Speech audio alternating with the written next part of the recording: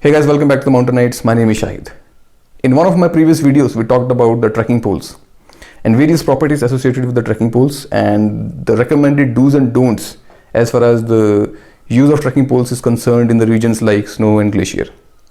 Before proceeding ahead, if you want to take a look at that video, the link is mentioned in the description. So today one of my friend and fellow mountaineer, Jerry.poten, will be joining with us. He will be talking about the trekking poles which he has. These are some advanced level of trekking poles with some advanced features and very high quality and sturdy trekking poles. Very useful, especially for the long run mountaineering and trekking as far as these both things are concerned. However, these trekking poles are also used for the purpose of ski. So Jerry.poten will be talking about all these aspects. By the end of the video, if you want to leave a comment or a feedback, please feel free to do so. And if you want to get these trekking poles for yourself, we can help you with the same. Hi Shahid, thanks for having me again. I saw your message about the walking sticks, trekking poles. As far as I'm concerned, I climb without trekking poles. I use the poles when I'm skiing or when I'm ski touring. But as far as trekking is concerned, it's an activity for which I avoid using a trekking pole. I have come across some videos on the internet talking about suspension systems and the twist lock type of mechanism. I am kind of divided on that. I prefer a very simple design which is sturdy and which will serve you well in the long run.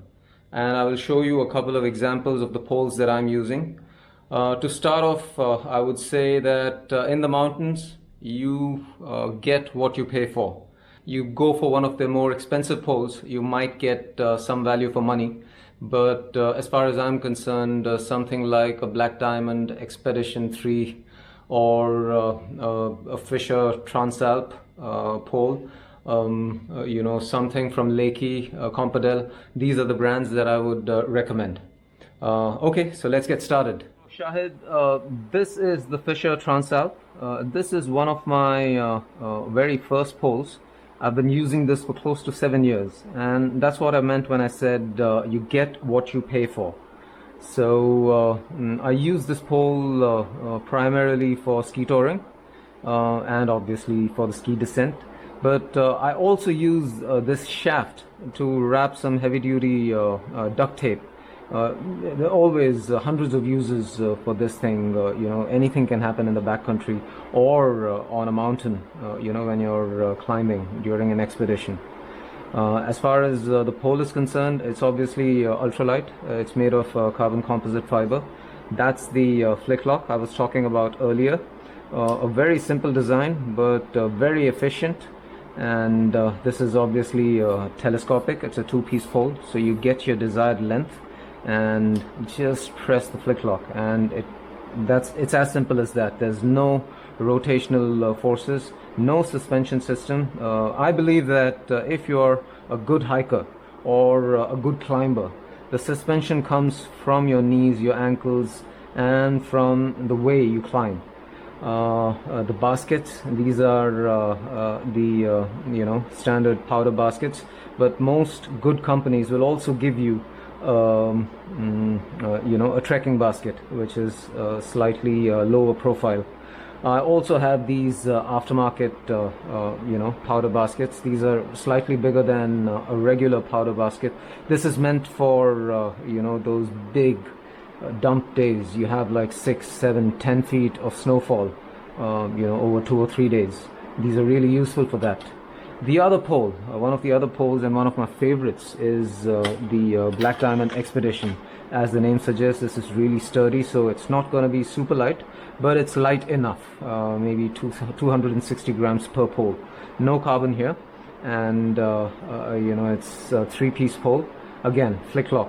Most of these big name brands will use a very simple design to give you more life out of their products. The handle is usually made of foam. Foam is used to cover the aluminum shaft. This curvature is used to flick the risers on your ski bindings. Anyone who does any ski touring would understand that. From a mountaineering perspective, Black Diamond is also making some poles with a pick extension. That's a topic we can cover in detail when we talk about ice axis. As far as the poles is concerned, I'm a big believer of a simplistic design. So no suspension systems for me. It's one additional thing which can compromise the integrity of the pole. So a simple basic shaft with 2 or 3 extensions with a simple flick lock, with the option to use a trekking basket. That's my idea of an ideal trekking pole or a ski pole. Right, so thanks for having me again. So ladies and gentlemen, I hope you like these kind of videos, and I hope this particular video increase your knowledge. We will be back with more such videos. Till then, stay safe. See you soon. Thank you.